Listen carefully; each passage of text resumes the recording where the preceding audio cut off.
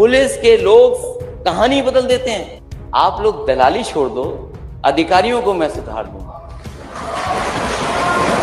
मैं अपने नेता सदन का बहुत धन्यवाद देता हूं। 5 साल तक दलाली चलती रही, नेता सदन को पता ही नहीं लगा।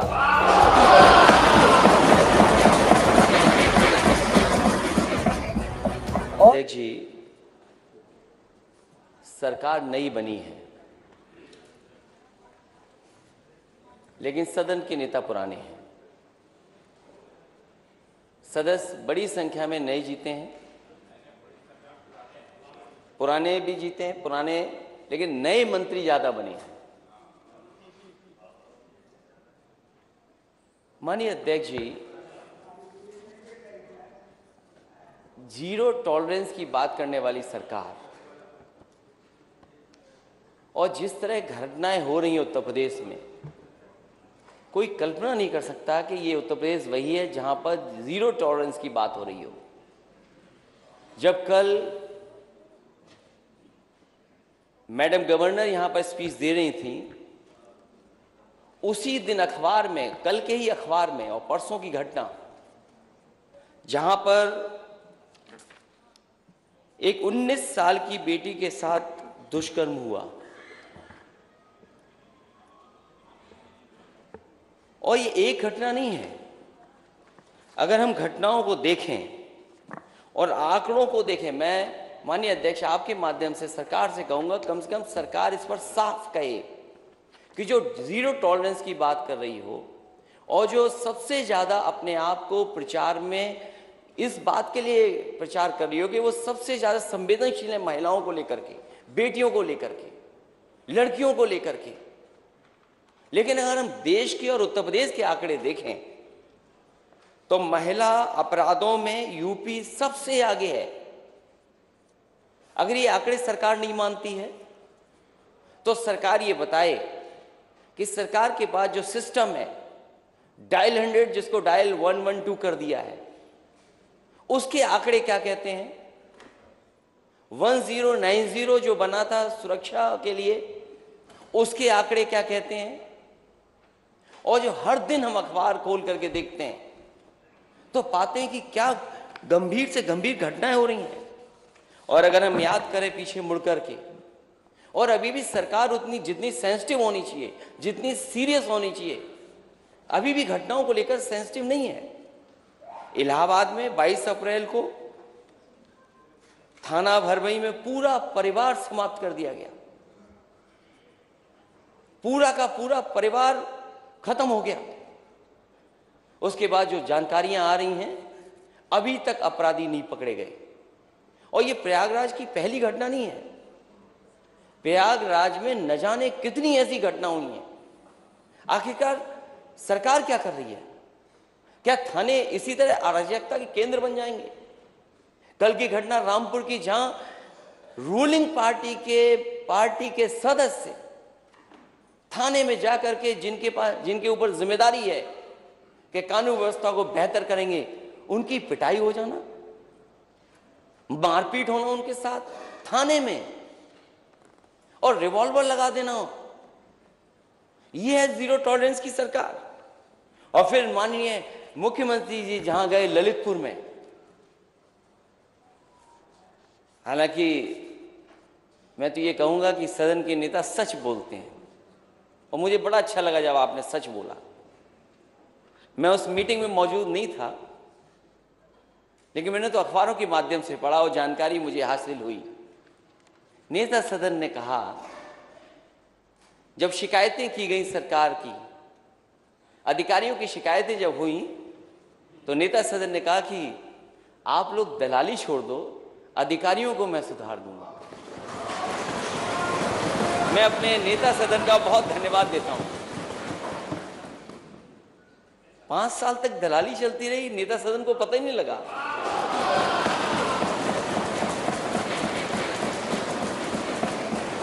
और किन अधिकारियों को सुधार दिया। मैं इस विषय को, इसलिए इन विषयों को उठा रहा हूं। मैं खुद गया ललितपुर, और जब मैंने वहां सूचना पाई कि एक बेटी के साथ ऐसी घटना हुई, सरकार ने कार्रवाई की, लेकिन क्या सरकार ये बताएगी कि घटना होने के बाद जीरो टॉलरेंस है? घटना ना हो उसके लिए सरकार क्या कर रही है? इसी तरह सिद्धार्थनगर में,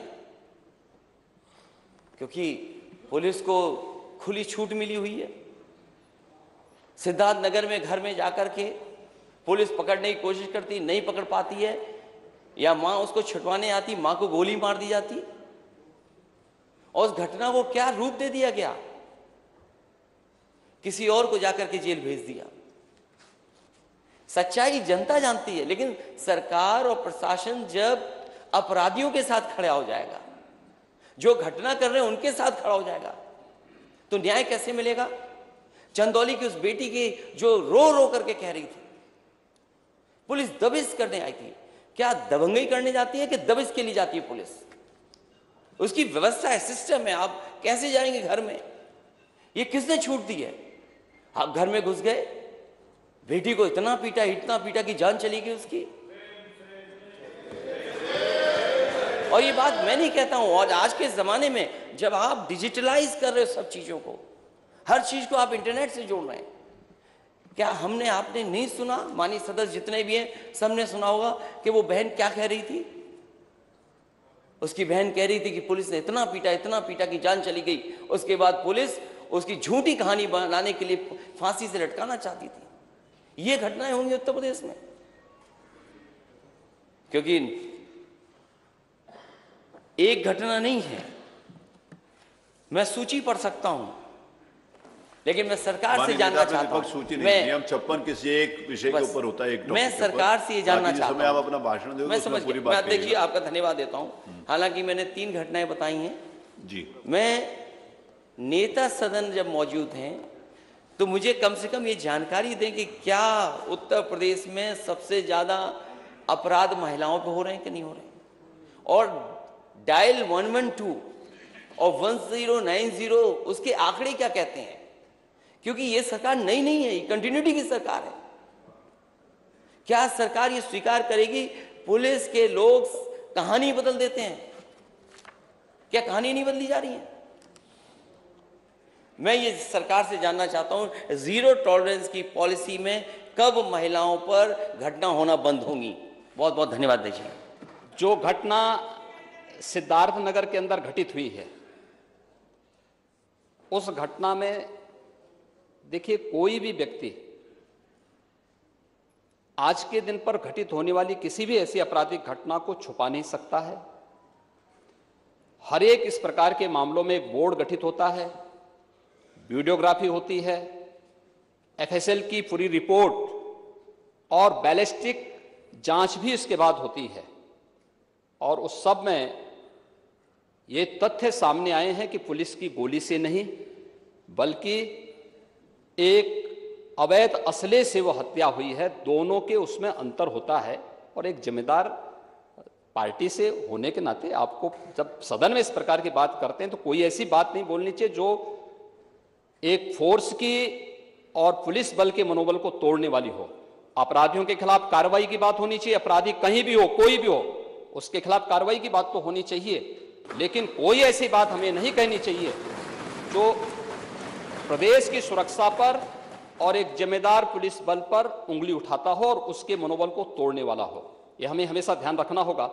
और दूसरा, अन्य जिन मामलों में भी बातें हुई हैं, हर एक मामले में अपराधियों के खिलाफ कार्रवाई हुई है, और सरकार फिर इस बात के लिए आश्वस्त करती है पूरे सदन को कि किसी भी अपराधी, जो अपराधी होगा, उस अपराधी के खिलाफ सरकार की जीरो टॉलरेंस की नीति के तहत ही कार्रवाई होगी। इसमें किसी प्रकार का कोई संदेह किसी को भी नहीं होना चाहिए। मैंने माननीय नेता प्रतिपक्ष को सुना, माननीय मुख्यमंत्री जी को सुना। सवाल ये है कि महिलाओं के ऊपर अपराध होने पे यूपी कहां खड़ा है? क्या मानिए आज ये इस प्रश्न के ऊपर होगी, कल बात करेंगे।